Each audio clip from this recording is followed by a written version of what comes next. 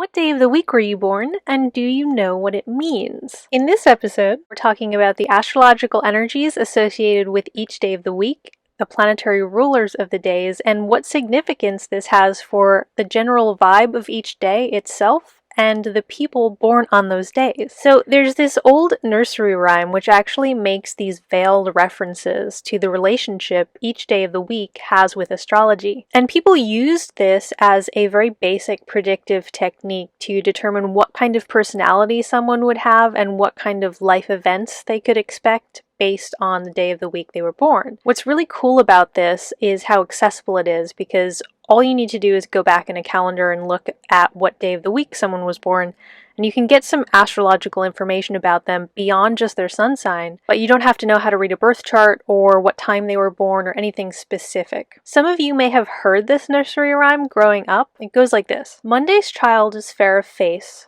Tuesday's child is full of grace, Wednesday's child is full of woe, Thursday's child has far to go, Friday's child is loving and giving, Saturday's child works hard for a living, and the child born on Sunday is bonny and blithe, good and gay. A lot of you are probably like, how does that rhyme have anything to do with astrology? The specific astrology it was based on gets a bit lost in translation, so I thought it would be fun to go through line by line, day by day, and kind of translate it and explain what the lines actually mean and what that says about the day of the week you were born on. I'll leave timestamps down in the description, so if you'd like to skip to the day that you were born, you can go ahead and do that. So, if you were born on a Monday, Monday's child is fair of face. This is one of the most self-explanatory lines in the rhyme. The word Monday literally means moon day, which you can kind of see with the spelling, it's just missing an O. So Monday is ruled by the moon. And the line, Monday's child is fair of face, is a reference to the fact that those born with strong moon energy tend to have soft features. The moon itself has long been considered by ancient and modern astrologers alike to be a very fair and beautiful celestial object. Even though the nursery rhyme specifically mentions the face, moon qualities are certainly not limited to physical traits alone. You can also look for personality traits like gentleness, kindness, nurturing. The moon is a life-giving planet. Astronomically, without the moon as our natural satellite to control the tides here on Earth, life as it has evolved on this planet would not exist. The gentle churning of the tides was what created the primordial soup that incubated early life forms on Earth. So there's this sense of carrying others that lunar people provide. Whether it's literally carrying a child or being an emotional support system for others, it's a really beautiful energy. I love people with strong moon energy. So comment if you were born on a Monday and how you feel about your line in the rhyme. Do you think your features match with the description? Alright, if you were born on a Tuesday, Tuesday's child is full of grace. The word Tuesday is derived from the name of the Norse god Tyr, who was a war god similar to Ares in the Greek pantheon, and of course the name for Ares in Latin that we commonly use in astrology now is Mars. So Mars rules Tuesdays. This planetary day combination may seem kind of surprising at first because the line Tuesday's child is full of grace does not seem very Mars-like. Grace seems more like something Venus or the moon would be a party to. But to be graceful in a physical sense, one has to have a real command over one's body. And if you consider this in the context of athleticism, think of a top-tier athlete. It takes a lot of grace to be able to control your movements with such skill and precision. So Tuesday's child is full of grace is intended to mean that people born on this day have athletic prowess, or are physically fit and skilled in some manner. If we think of something like a ballet dancer, that's a very graceful art, but ballet dancers are also extreme athletes. They put their bodies through such extreme rigorous training, and there's something exceptional about the physicality that is required for that level of gracefulness. Mars is the planet of athletes and movement and action. If we think about it in that sense, it actually fits pretty well. It makes sense that being born on the day belonging to Mars would be associated with having a greater physicality than the average person in some way. And a kind of funny thing as well is that redness is associated with Mars energy, and you'll often see red hair or ruddy complexions. And a lot of people with Mars heavy energy like the color red or its variations like pink. whether they like to wear it or it's just their favorite color. I always think that's really fun. We can also look for personality traits related to Mars in people born on Tuesdays. This might include people who are very spirited, energetic, assertive, and direct. There's often quite a bit of bravery with Mars people. They like to be pioneers and strike out on their own. There's a fearlessness there. They're very intrepid individuals. If you were born on a Tuesday, comment and tell me what's the bravest thing you've ever done. If you were born on a Wednesday, Wednesday's child is full of woe. This is probably the most famous and also the most misunderstood line in the entire rhyme. It sounds pretty ominous at first glance. The creator of the Addams Family actually got the idea for the name of Wednesday Addams from this line. The word Wednesday comes from Woden's Day or Odin's Day. Odin was a Norse god. He was kind of a hermit, a thinker, a philosopher, and he had these two messenger ravens called Hugin and Munin. I'm sorry to all the Scandinavian people out there if I'm pronouncing that wrong.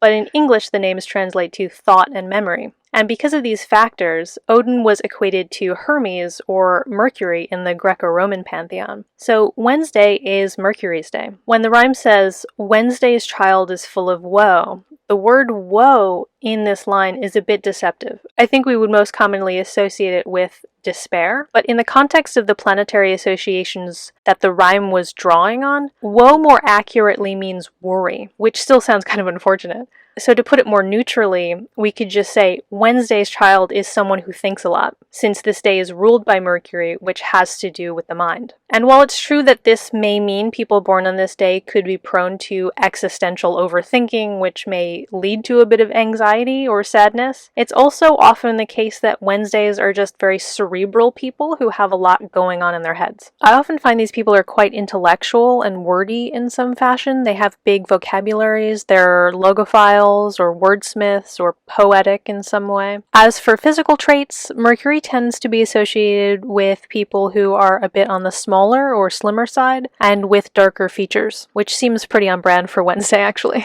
Comment whether you're an Addams Family fan and who your favorite version of Wednesday is. If you were born on a Thursday, Thursday's child has far to go. The word Thursday comes from the Norse god of thunder, Thor. Because of his association with thunder, he was equated with Zeus in the Greek pantheon, who ruled the weather and famously used lightning bolts as a favorite choice of weapon. Lightning and thunder naturally go together, so this pair makes sense. Zeus, of course, became Jupiter in Latin, and this means that Thursdays belong to Jupiter. So the line Thursday's child has far to go is a reference to Jupiter being the planet of expansion. Things like foreign travel and higher learning are ruled by Jupiter. So Thursday's line in the rhyme indicates that people born on this day will likely be well-traveled or well-educated in some way. In terms of physical traits, Jupiter tends to make people big and jolly. There's always just this cheerful, buoyant vibe to Thursday people.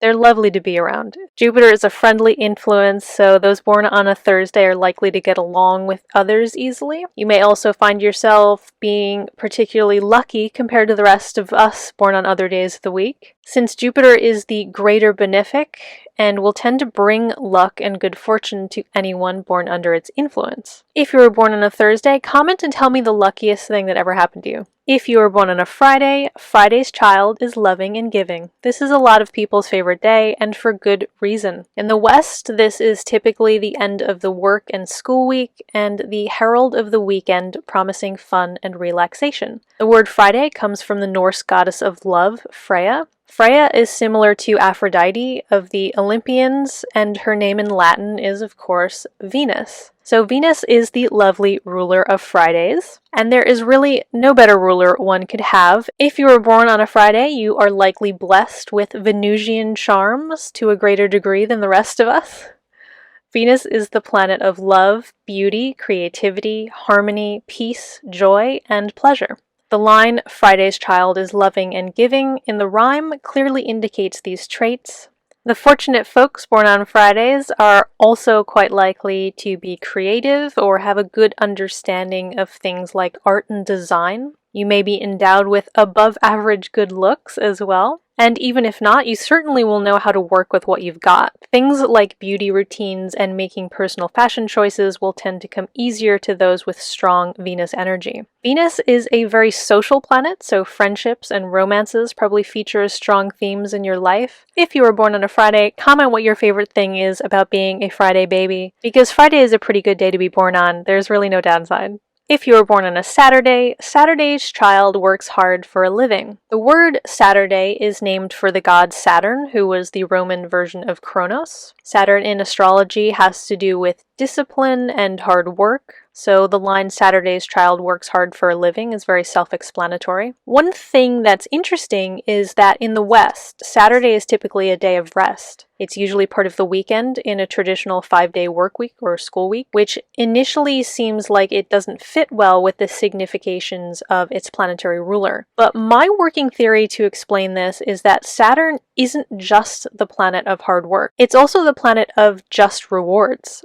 It's the planet of karma, and you get what you deserve. If you work hard, then eventually you get to enjoy the fruits of your labor, and you get to rest knowing that you did a good job, you did your best. So I think the vibe of Saturday actually fits pretty well with its patron god. Saturday is a day that we can kind of look back on all the hard work we did during the week and appreciate our effort. It's also fitting that this day marks the end of the week, since Saturn has to do with endings and the passage of time. People born on Saturdays are likely to embody Saturn themes. They're diligent, sober, serious, responsible, and dependable, which are pretty great characteristics.